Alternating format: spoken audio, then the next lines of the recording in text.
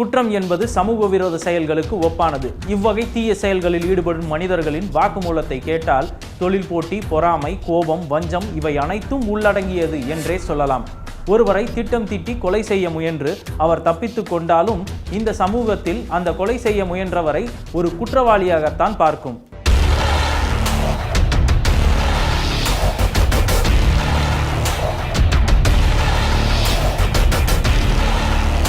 ஒவ்வொரு வாரமும் புதிதான வழக்குகளை பார்த்து வரும் நீங்கள் இந்த வாரம் இதுவரை பார்த்திராத ஒரு வித்தியாசமான வழக்கை பார்க்க போகிறீர்கள்.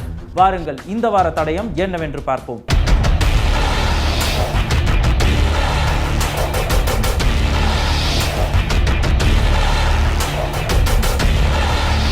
இன்று நாம் பார்க்க போகும் வழக்கு 1967ஆம் ஆண்டு தமிழகத்தையே உலுக்கிய சம்பவம்தான். இவருடைய முழு பெயரை சொன்னால் தமிழகத்தில் பல பேருக்கு தெரியாது. அதுவே எம்ஜிஆர் என்று சொன்னால் தமிழகத்தில் இவரை தெரியாத நபரே கிடையாது.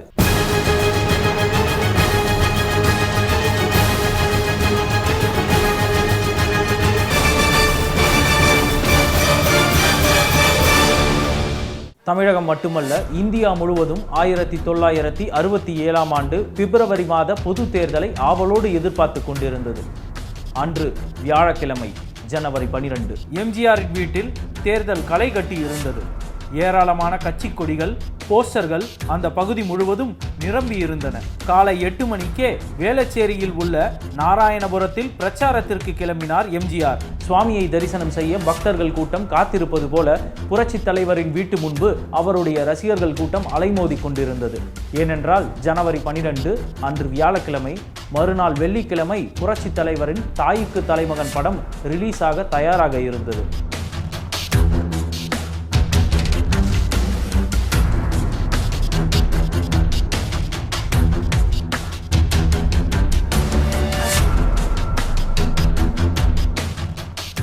ஜனவரி 12ஆம் தேதி அன்று மாலை 2 மணிக்கு எம்ஜிஆரின் வீட்டிற்கு தொலைபேசி அழைப்பு வந்தது.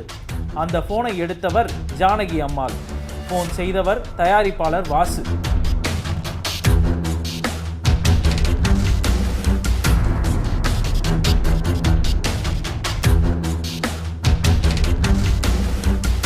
ஜானகி அம்மாள் எம்ஜிஆர் பிரச்சாரத்திற்கு காலை 8 மணிக்கே கிளம்பிவிட்டார், வந்ததும் சொல்கிறேன் என்று கூறினார்.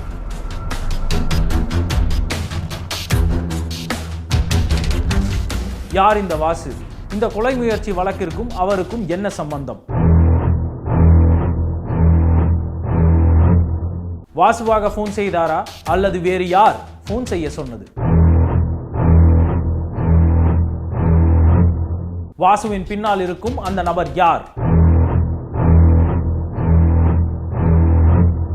1963ஆம் ஆண்டு தயாரிப்பாளர் வாசு எம்ஜிஆரிடம் சென்று நீங்கள் என் படத்தில் நடித்து உதவி செய்ய வேண்டும் என்று கேட்க எம்ஜிஆரும் சரி என்று சொன்னார்.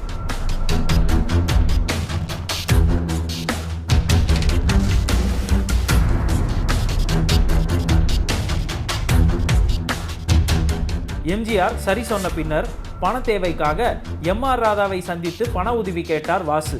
கதாநாயகன் எம்ஜிஆர் என்றார். ராதாவும் சரி செய்கிறேன், நானும் இந்த படத்தில் நடிக்கிறேன் என கூறினார்.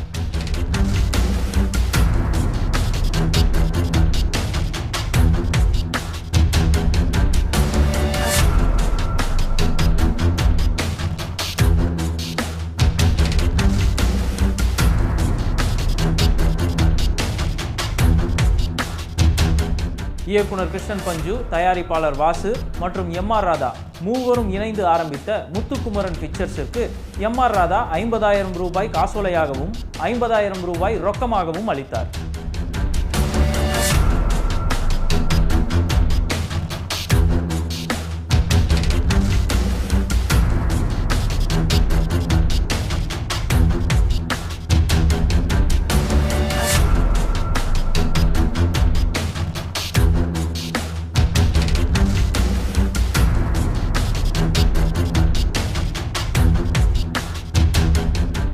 ஆயிரத்தி 1964ஆம் ஆண்டு படத்திற்கு பூஜை போட்டு அன்றைக்கே ஷூட்டிங் ஆரம்பித்தனர்.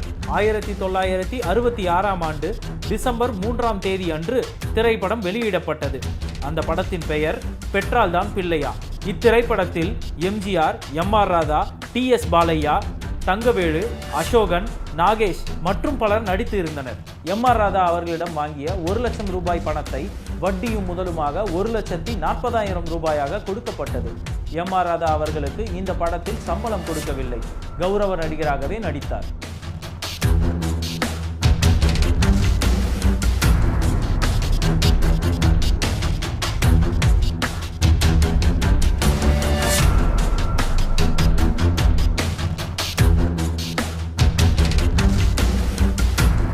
ஆயிரத்தி 1966 டிசம்பர் கடைசியில் ராதா அவர்கள் வாசுவை சந்தித்து, எனக்கு தெரிந்த கோயம்புத்தூர் பார்ட்டி எம்ஜிஆரை வைத்து படம் எடுக்க வேண்டும் என்று சொல்கிறார்கள்.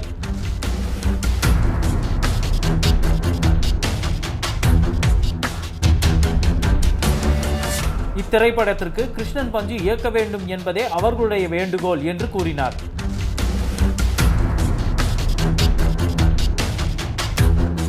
இதை பற்றி தயாரிப்பாளர் வாசு இயக்குனர் கிருஷ்ணன் பஞ்சுவிடம் கேட்க, முதலில் எம்ஜிஆரிடம் பேசுங்கள், மற்றதை பார்த்து கொள்ளலாம் என்றார்.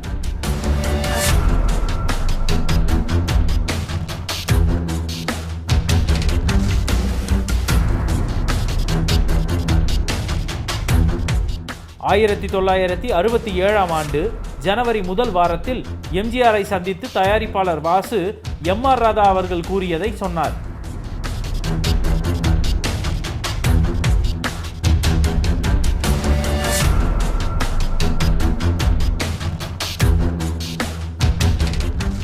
அதற்கு எம்ஜிஆர், நல்ல பார்ட்டியாக இருந்தால் படம் பண்ணலாம் என்றார்.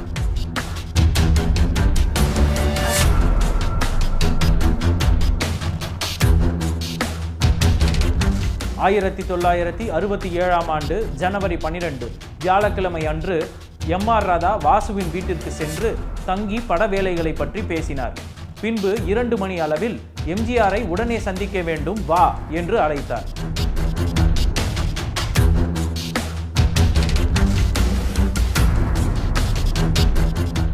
வாசு தோட்டத்திற்கு போன் செய்தார். அந்த நேரம் 2 to 3 மணி இருக்கும்.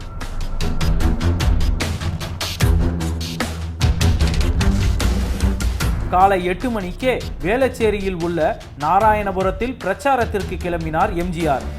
ஜானகி அம்மாள் போனை எடுத்து விவரங்களை கூறினார்.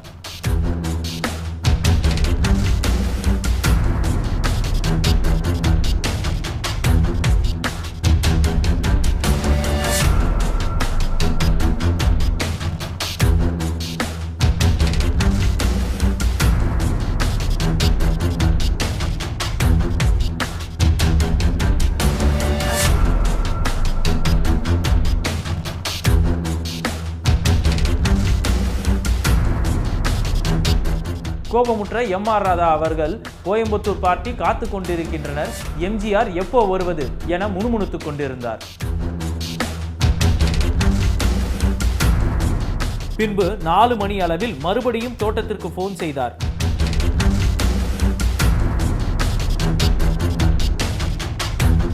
அந்த போனை எடுத்தது எம்ஜிஆர் அவர்கள்தான். நீங்கள் போன் செய்ததாக ஜானகி கூறினால் என்னவென்று கேட்க விவரத்தை கூறி, படவேலை விஷயமாக ஒரு 10 நிமிடம் உங்களை சந்திக்க வேண்டும், ராதா அண்ணன் கேட்டுக்கொண்டார் என வாசு கூற, சரி உடனே வாருங்கள் என கூறினார் எம்ஜிஆர்.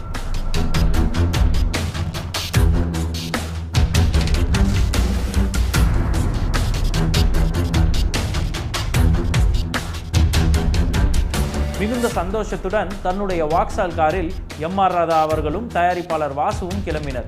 மாலை 5 மணி அளவில் பரங்கிமலையின் அருகில் உள்ள எம்ஜிஆர் தோட்டத்தை சென்றடைந்தனர்.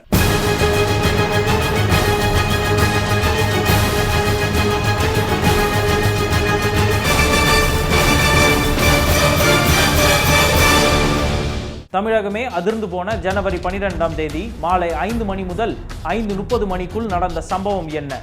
யார் யாரை சுட்டது? இடைவேளைக்கு பிறகு தடயம் நிகழ்ச்சி தொடரும்.